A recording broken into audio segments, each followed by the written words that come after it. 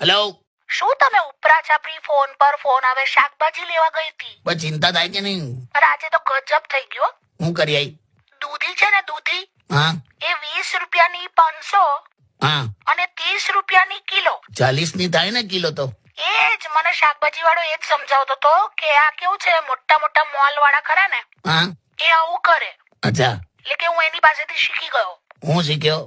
કે તમને ભલે 500 ગ્રામની જ જરૂર હોય પણ તમે લેશો કિલો જ.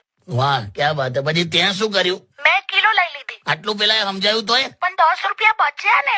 અલા પણ આજ તો માનસિકતા સમજાવતો તો એ. પણ આપણે મોંઘવારી જોવાની કે નહીં? શું યાર? આ જો સોનું 1 લાખ પર ગયું, હવે કદાચ પેટ્રોલ 100 નું થશે. બસ પેટ્રોલ 100 નું થાય એટલે ત્યાં જ હેલ્મેટ કાઢીને આમ આમ ઉપર જોવાનું, જાણે આપણે સેન્ચુરી મારી હોય.